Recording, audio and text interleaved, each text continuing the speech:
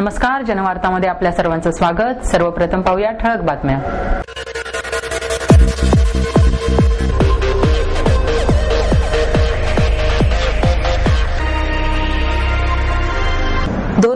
च्या आधुनिक युगात अजूनही जटांबद्दलची अंधश्रद्धा ग्रामीण भागात कायम आहे। महाराष्ट्र अंधश्रद्धा निर्मूलन समितीचे कार्याध्यक्ष डॉक्टर नरेंद्र दाभोळकर यांचं मत। जिद्द हीच माणसाच्या प्रगतीला कारणीभूत ठरू शकते, प्रसिद्ध अस्थिरोग तज्ञ डॉक्टर के.एच. संचेती यांचा विश्वास। आणि निवडणूक आचारसंहितेची कडक अंमलबजावणी करण्यासाठी पेड न्यूज आणि जाहिरातींवर लक्ष ठेवण्यासाठी समिती स्थापन करण्यात येणार, जिल्हाधिकारी विकास देशमुख यांची माहिती।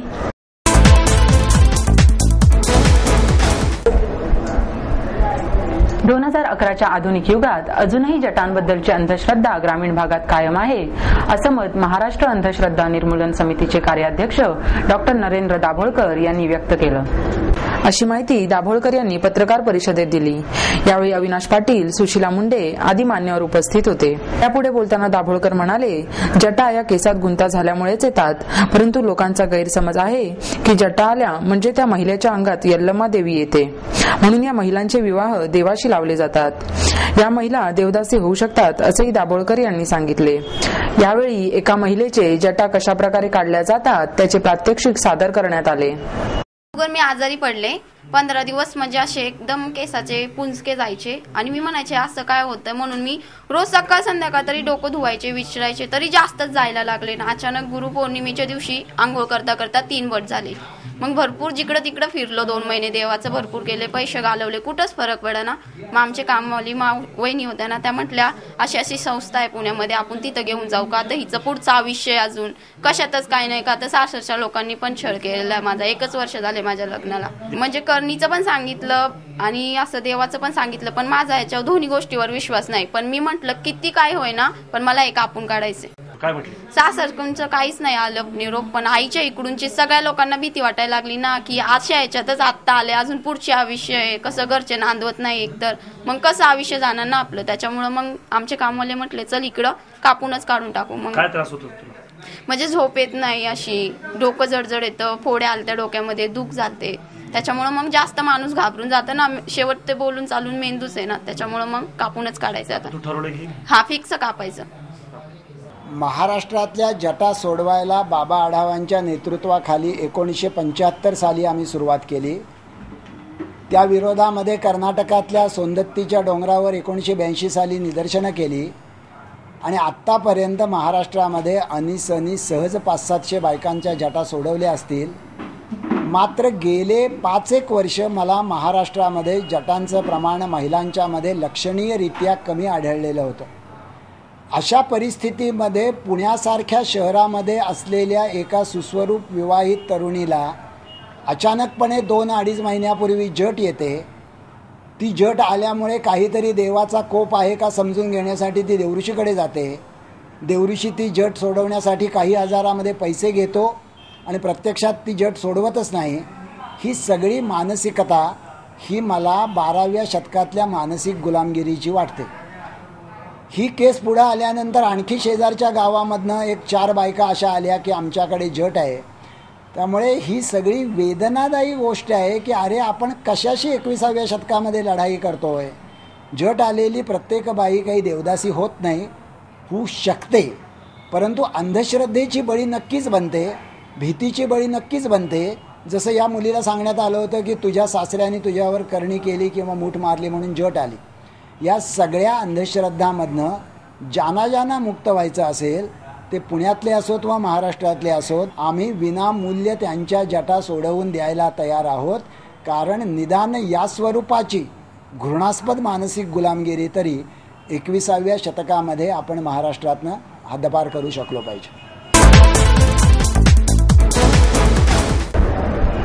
जिद्द हीच माणसाच्या प्रगतीला कारणीभूत ठरू शकते असा विश्वास प्रसिद्ध अस्थिरोग तज्ञ डॉक्टर के.एच. संचेती यांनी व्यक्त केला.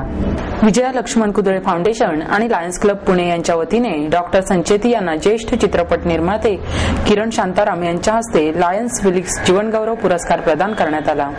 यावेळी वनराईचे अध्यक्ष मोहन धारिया, लायन्स क्लबचे महाराष्ट्र विभाग प्रांतपाल अरुण शेठ, लायन्स क्लबचे अध्यक्ष मुकेश धिंगरा, अरुण कुदळे आदी मान्यवर उपस्थित होते. कैलासवासी लक्ष्मण कुदळे यांचे जन्मशताब्दी वर्ष आणि लायन्स क्लबचा सुवर्ण महोत्सवी वर्षानिमित्त या कार्यक्रमाचे आयोजन करण्यात आले. यावेळी विविध क्षेत्रात उल्लेखनीय कार्य करणाऱ्या ज्येष्ठ व्यक्तींचा जीवनगौरव पुरस्कार आणि युवा पिढीतील उल्लेखनीय कार्य करणाऱ्या व्यक्तींना कौतुक पुरस्कार देऊन गौरविण्यात आले.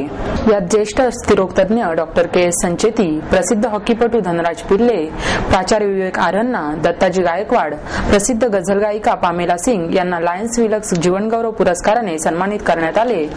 तर सुनील रुकारी, रोहित गोयल, रामभाऊ ताम्हाणे, संपादक नवनीत देशपांडे आणि अरविंद चाफळकर यांना विलक्स कौतुक पुरस्काराने गौरविण्यात आले. यावेळी धारिया बोलताना म्हणाले, सध्याच्या काळात वृद्ध माता पित्यांना अडगळीची वस्तू म्हणून समजले जाते. त्या काळात कुदळे बंधूंनी आई वडिलांना फाउंडेशन रूपाने पुन्हा जिवंत केल्याचे समाधान आहे. मुलांनी आई वडिलांचे ऋण विसरू नयेत, तसेच आई वडिलांनीही बदलत्या काळाचा विचार करावा. दोन्ही पिढीतील या अंतरामुळे सध्या वृद्धाश्रम ही संकल्पना अधिकाधिक फोफावत असल्याची खंत यावेळी धारिया यांनी व्यक्त केली. वाहन चोऱ्या आणि घरफोड्या करणाऱ्या सराईत चोरट्याला गुन्हे शाखेच्या पोलिसांनी सापळा रचून अटक केली. कात्रज परिसरात ही कारवाई करण्यात आली असून त्यांच्याकडून 13 गुन्हे उघड झाल्याची माहिती पोलीस उपायुक्त राजेश बनसोडे आणि सहाय्यक आयुक्त विनोद सातव यांनी पत्रकार परिषदेत दिली.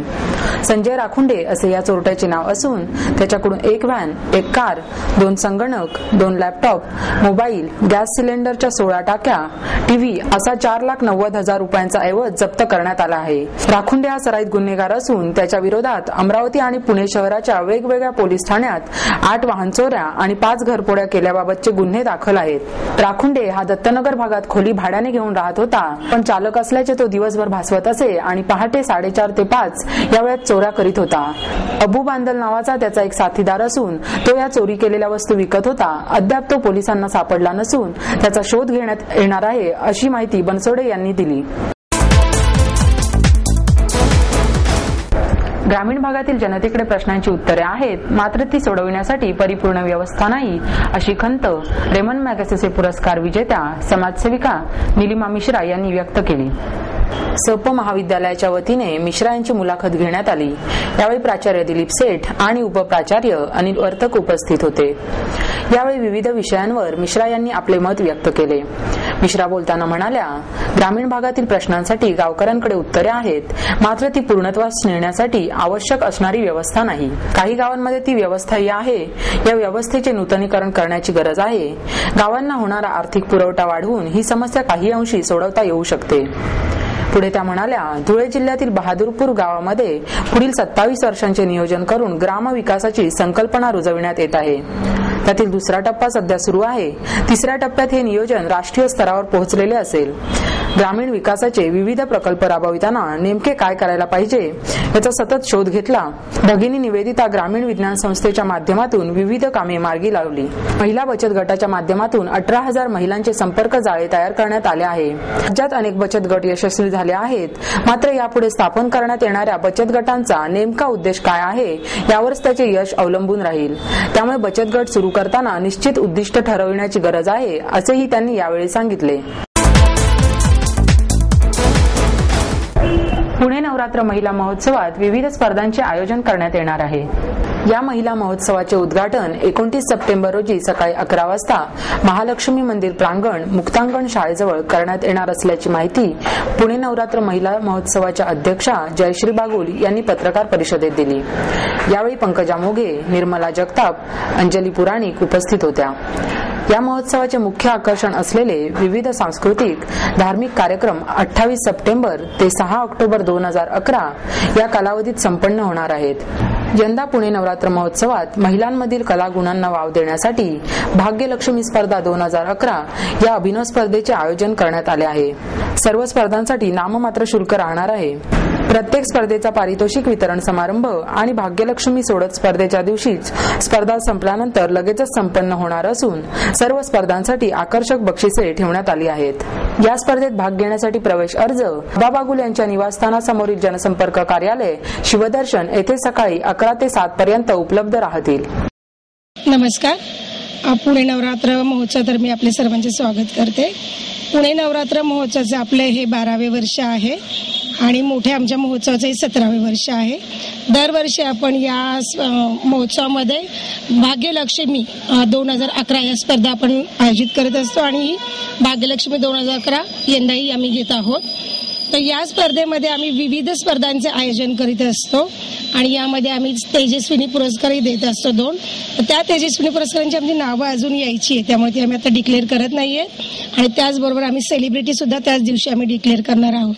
तर या स्पर्धा पहिल्या दिवशी 29 तारखेला मुक्तांगण येथील आमच्या लक्ष्मीमाता मंदिरामध्ये या स्पर्धेचे उद्घाटन होणार आहे आणि त्या दिवशी आम्ही खेळ पैठणीचा म्हणजे होम मिनिस्टरच्या धर्तीवर अशी 1 मिनिटांच्या फनी गेम्स घेतलेले आहे आणि त्या स्पर्धेमध्ये भाग घेणाऱ्या प्रत्येक स्पर्धकास आम्ही विशेष गिफ्ट देणार आहोत आणि त्याच्या व्यतिरिक्त प्रत्येक आम्ही 3 नंबर काढणार आहोत आणि त्या 3ही नंबर 2 उत्तेजनार्थ त्या 3ही नंबरला विशेष गिफ्ट असणार आहेत आणि ज्या स्पर्धा घेतलेल्या आहेत त्याच्यानंतर आम्ही भाग्यलक्ष्मी घेत असतो.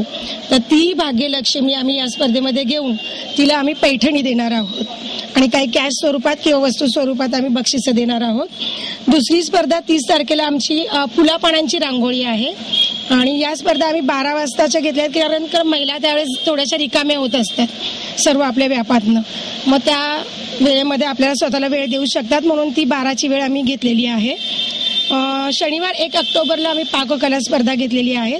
त्यामध्ये तिखट पदार्थ आणि गोड पदार्थ असे 2 पदार्थ दिलेले आहेत. तर ते ज्यावेळेस महिला फॉर्म भरायला येतील त्यावेळेस त्यांना ते पदार्थ कळत असतात. पुणे डान्सिंग स्टार ही आम्ही सोलो डान्स स्पर्धा घेतलेली आहे आणि गुणांसह सगुणा या त्रैमासिकाचे प्रकाशन ज्येष्ठ साहित्यिक शरणकुमार निंबाळे यांच्या हस्ते करण्यात आले. यावेळी ज्येष्ठ विचारवंत विलास सोनवणे, प्राचार्य फकरुद्दीन बेन्नूर आणि त्रैमासिकाच्या संपादिका शोभाताई करांडे आदी मान्यवर उपस्थित होते. यावेळी शोभाताई करांडे म्हणाल्या, 2005 साली एका झोपडपट्टीमधून सुरू केलेल्या सगुणाच्या कार्याचा उद्देश हा महाराष्ट्रातील कानाकोपऱ्यातील स्त्रियांचे प्रश्न सोडविणे तसेच गावाकडील मुलींपर्यंत माध्यम पोहोचू शकत नाही त्यामुळे त्या प्रवाहापासून वंचित राहतात, पण या मुलींकडे कौशल्य असते अशांसाठी व्यावसायिक कोर्सेस सुरू करणे हा होय. गुणांसह सगुणा या त्रैमासिकामध्ये असणारे लेख हे या मुलींनीच लिहिले आहेत असेही त्यांनी सांगितले. शासन प्रशासनाच्या पलीकडे जाऊन कार्य करणाऱ्या अशा संस्थांमुळेच देशाची नवी ओळख निर्माण होते. सगुणाच्या मुली खेड्यापाड्यातून येऊन शहराची गरज भागवतात.